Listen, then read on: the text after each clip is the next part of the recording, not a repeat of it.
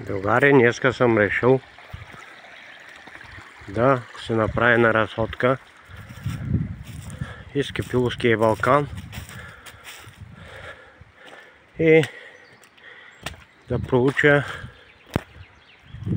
на Вълчан войвода нишаните и другите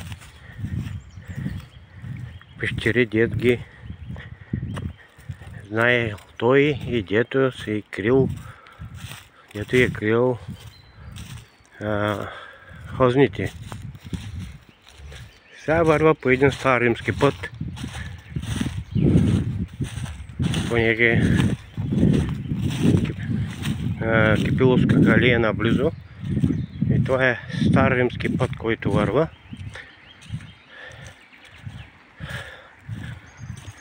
Да видим докъде ще ме закара. Ето, реката не е толкова пълномодна. Още по-добре за мен.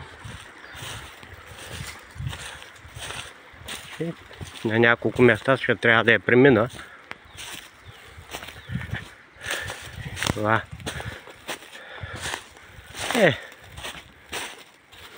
колко е красиво, гледайте в гората. Птичките пеят. Пролет. Вече дойде пролета. Взе се разлинява. Ето тук нагоре по стария римски път. Продължавам. И дано открия нещо. Някакъв нишан или знак на Вълчан. На нашия Хайдутин.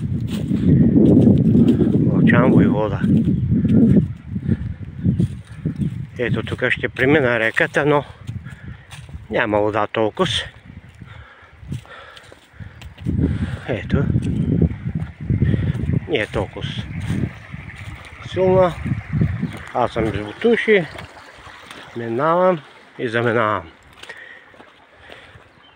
Ето видите.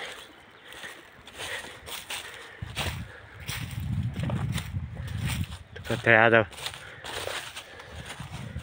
дървета някакви паднали.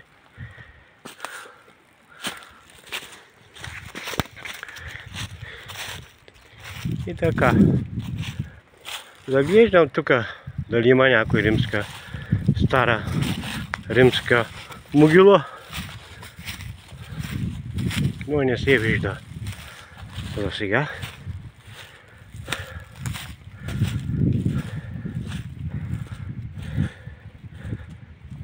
За сега няма още.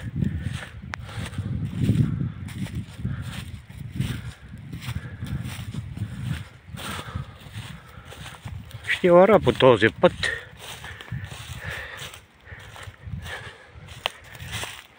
Ей, тук има нещо като малка могилка, но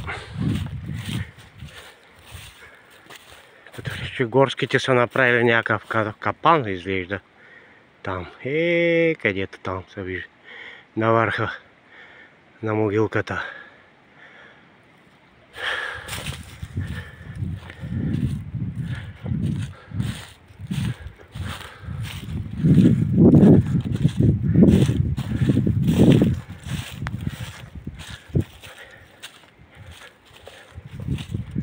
Капан е, да. Капан за диви прасета от горските са го построили.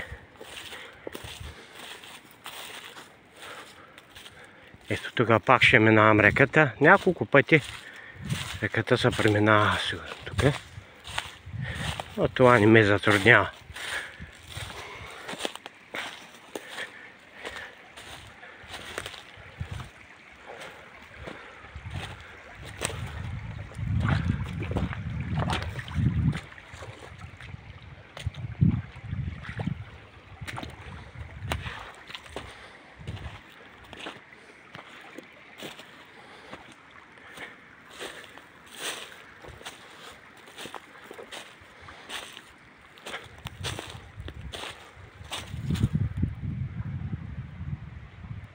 Тук като че ли стари рампи е имало, деца работили хората да родобива, деца смъквали трупи. Ето, горски пътища такива, деца смъквали камионите дърва. Но аз върва по стария римски път, покрай самата река.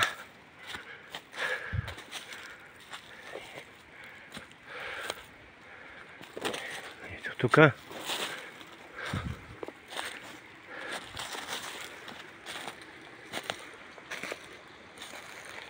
Какви интересни камъни тук има.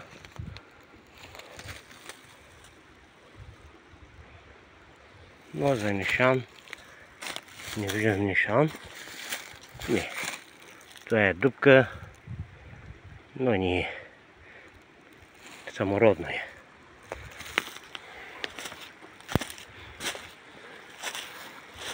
Ще продължа покрай реката, покрай пътя, стария римски път. И дано открия на Лъчан войвода някой хазна или пещера, дето са се укривали хайдутите.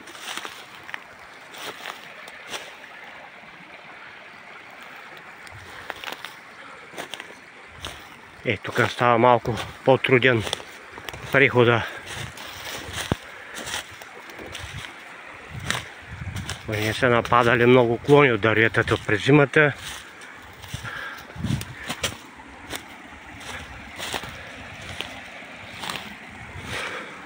Това няма да ме затрудни.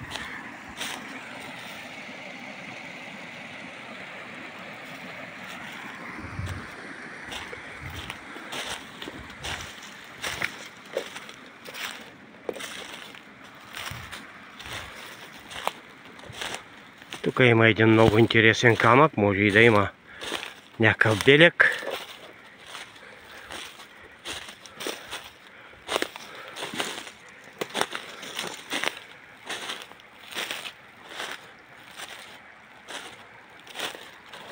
Може да има някакъв белег от Лъчан или от Поп Мартин.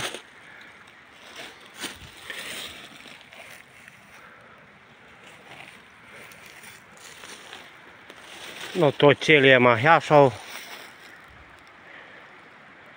и не може да се разбери. Почти всички камъни тук, защото е ниско място и покрай реката, и всичките камъни са махясали от всякъде. Ето тук как е. Колко интересни камъки. 3 камъка. Ето го единия. Ето още един и ето още един. Много интересно място и тук като вирче. Ето.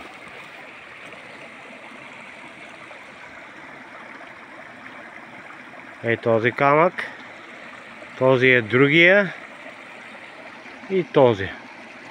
Много интересно място, но не мога да вляга и да проверя камъните, понеже тук е дълбоко и не мога проучи нищо. И така продължавам нагоре.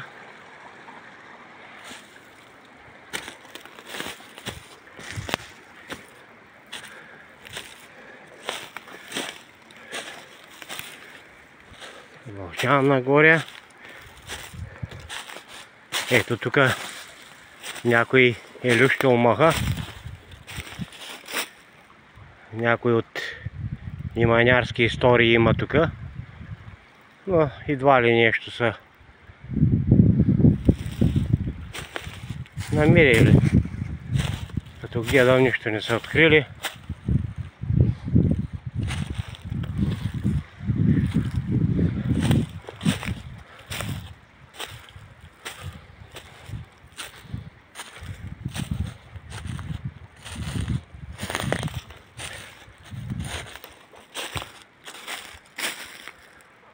Хубави пътища има. Пътищата са на горското стопанство, де са смъквали дървата.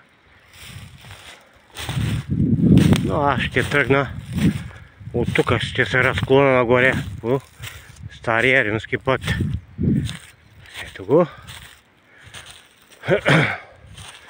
Този камък, дето и срещу мене, той има от лявата страна, като че ли 3 дупки има. Ето ги, където са 3 дупки има. Едната, тук е едната. Чакай, ето е едната. Другата е зад дървото, мисля, че. Не, ето е другата. И по-малка отдолу. Да. На другия играе ципнатина. Тук още един такъв камък по-голям.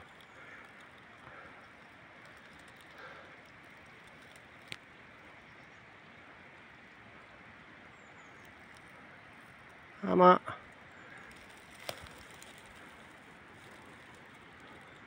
ще тръгна вече по стария римски път. Сега ще приключа малко, понеже като доста е пътя догоре до Дрядова могила, там ще включа още едно видео, да го изучим и да го видим. Айде, другари!